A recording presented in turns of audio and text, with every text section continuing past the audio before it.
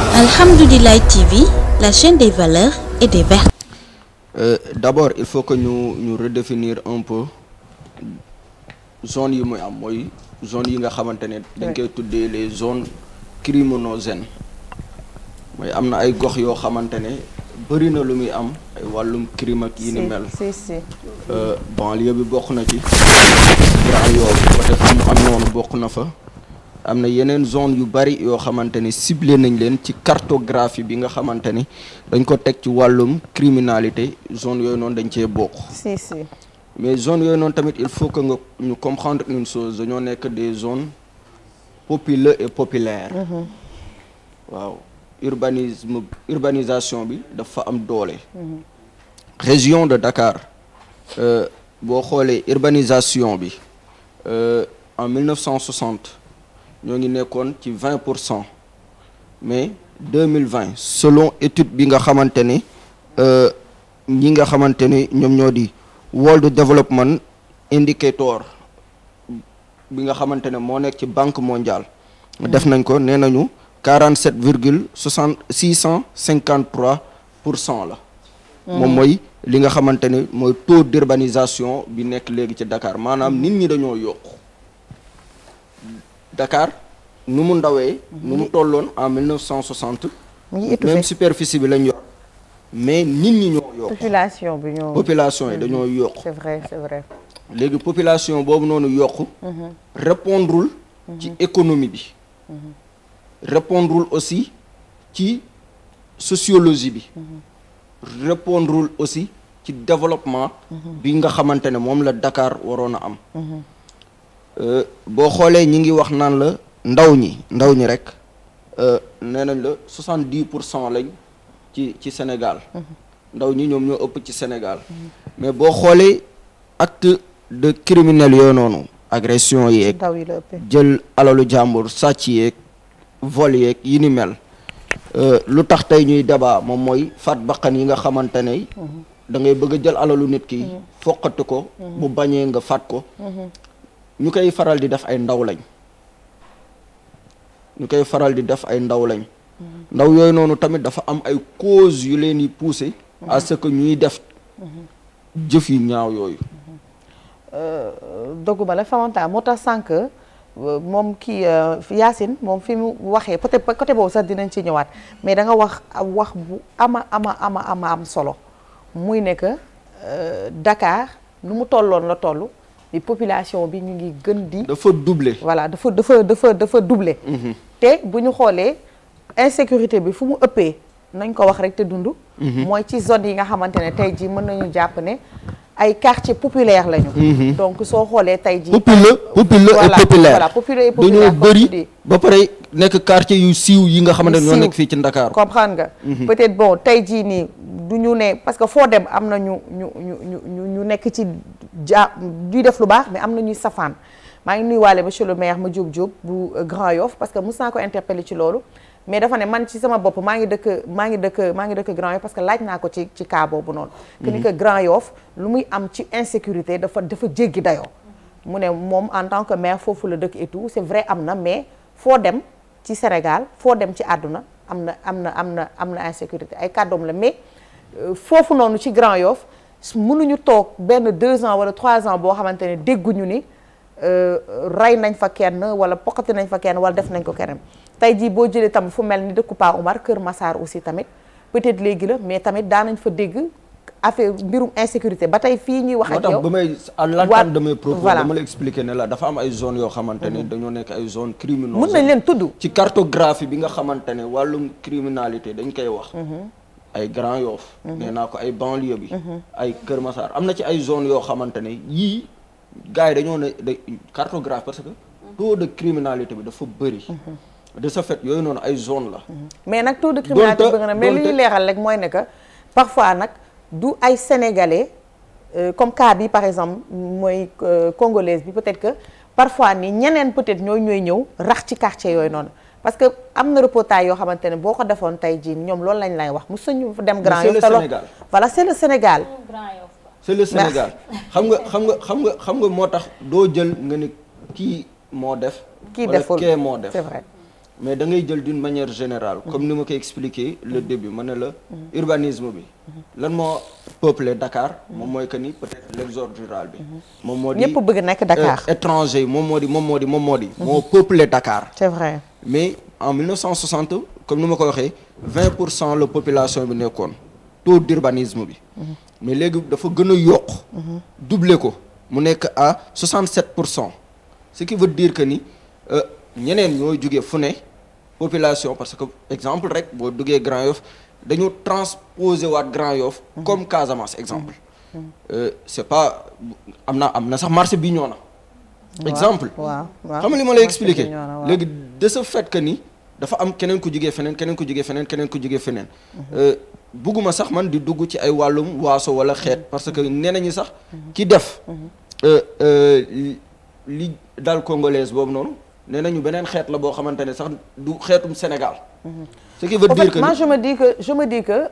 ñun mën nañ ko wax c'est-à-dire que ki ko def parce que duñu dugg ci wàllu xeet duñu dugg ci wàllu waaso parce que damay wax ne que Afrique suñu Afrique la ñun ñëpp. très bien parce que tey aujourd'hui il y a des Guinéens qui sont au Sénégal. il y a des Sénégalais qui sont en Guinée ñun ñu ngi Congo waa Congo ñu ngi fii alors ñun ñëpp bu ñu bokk ndey ñoo bokk baay c'est sûr que y a des yeneen Sénégalais yoo xam ne peut-être ñaata yoon lañ dégg ne Sénégalais nangam rey nañ ko baram sangam du fi jeex. dañu war a rapatrier corps bi nangam sàng kon àdduna bi la mais comme li ni mel nag dafa am peut-être que dañu ne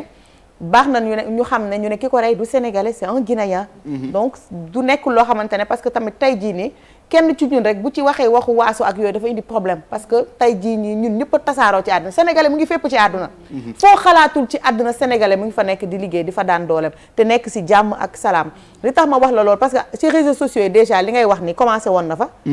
benn congolaise mi ngi dugg di wax ne genre sénégalais di tontu alors que ñun ñëpp ñoo bokk ndey ñoo bokk baay. warul mën a am boo terminé je donne la parole à Moussa Niang. livre bi da nga ma fekkoon démb ba ñuy communiquer fekk maa ngi lire livre bi ma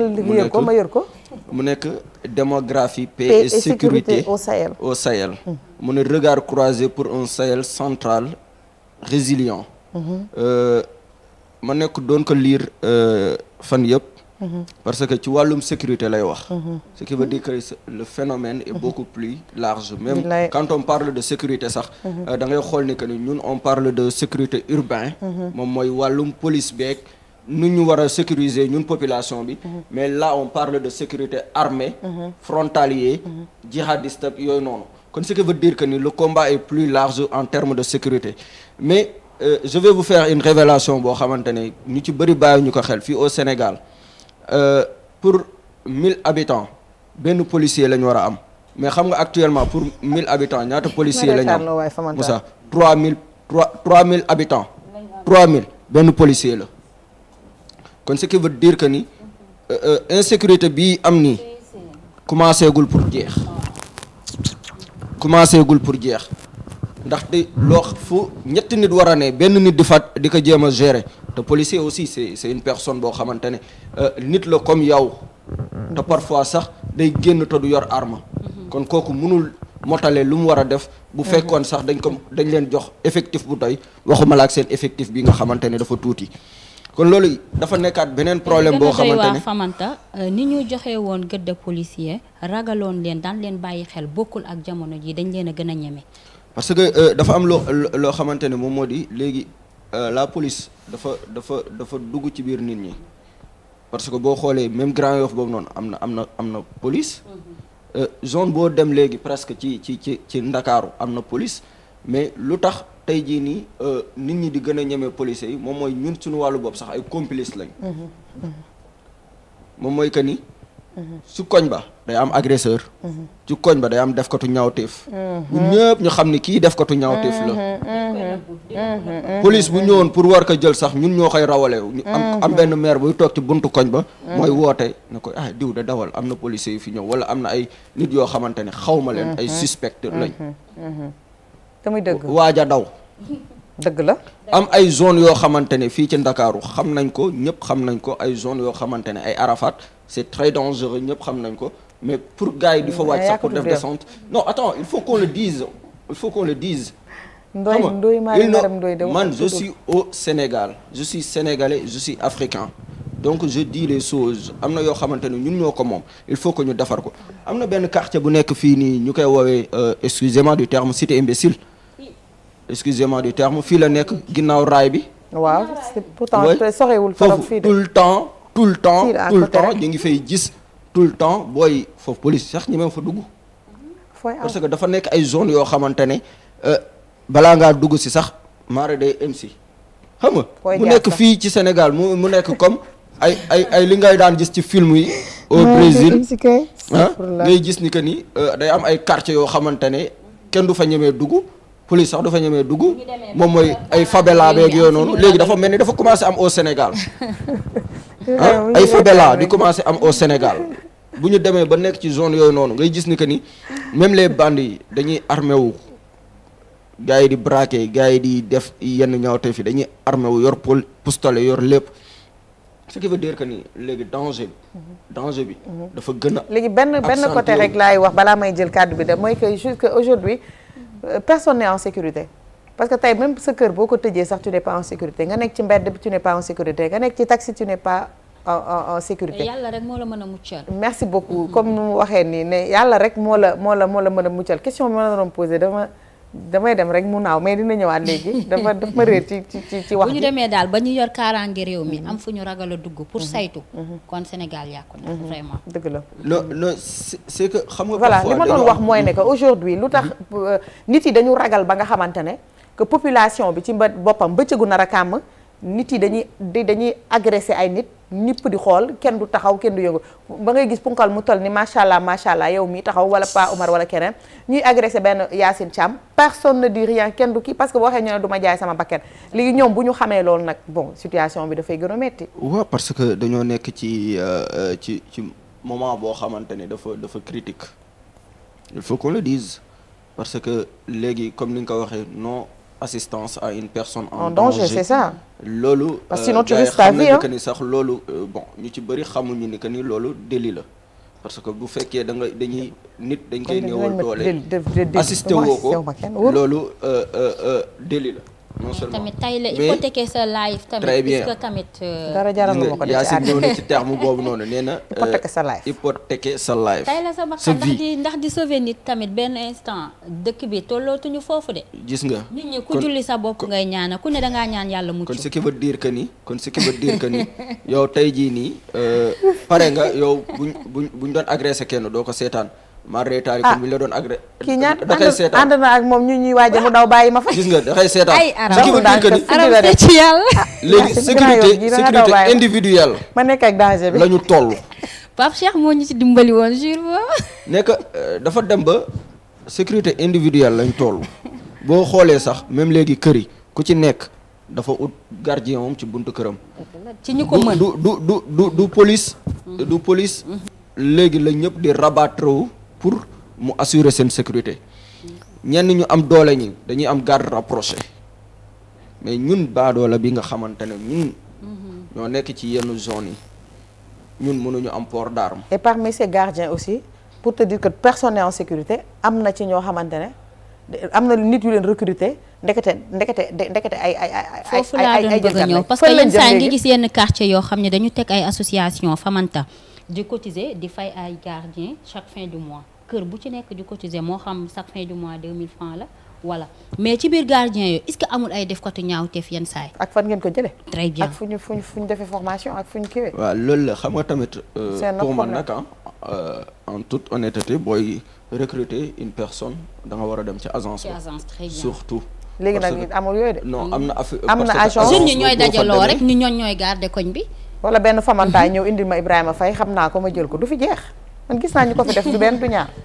là ça devient compliqué quoi. je te jure bi là ça devient compliqué vraiment pour man lépp dañ ko war a jaarale ci yoon. c'est ça da nga war a dem ci agence am na ay agence de sécurité yi nekk fii nii. ni lépp looy recruter képp koy recruter war nga xam ci yan condition nga koy recruter.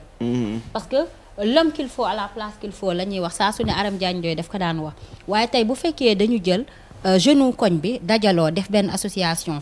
ni très bien ñàkk pexe di fayeeku chaque fin du mois kër gu ci nekk joxe 1000 francs wala 2000 ñu ne dañuy fay quartier bi ñoo xam ne dañuy garder te demuñu ci agence yi pour jël fa ay nit ñoom ci seen bopp ñoo naan engagé wu nañ sax guddi dañuy veiller di garder koñ bi mais ci biir jeunes yooyu est-ce que amul ay defkatu ñaawteef encore une fois. ndax yenn saa ngi gis keroog maa ngi gis benn statut waruma tudd tur sax mais nit la koo xam ne yàgg faral dañ koy faral di invité fii ci télé bi. Elle est une femme brave koo xam ni dafa yor benn cité boo xam ne moom moo fa nekk chef de quartier. mi ngi dugal statut très bien waa kay madame Ba naka la tudd madame Baro je ne sais pas mi ngi wax ni maa ngi gis statut fan yii yëpp day ñaax askan wi dëkk ci cité bi ngir ñuy fay fin du mois pour sécurité cité bi parce que déjà mi ngi wax ni gis nañ fa jamono ji ñu toll ay insécurité yoo xam ni bu ñu deful ndànk lii raam ci ñag bi la jëm te ci biir ay waxam fin du mois 10 000 la mais statut bërki démb dama yendoo liiraay statut day bind ba yow dalay leer ni cité ba am nañ problème. kër bu nekk 10 000. kër bu ne 10 000 par fin du mois mais mi ngi wax ni bu ñu moytuwul ñun ñi nga xam ne ñoo moom kër yi suñuy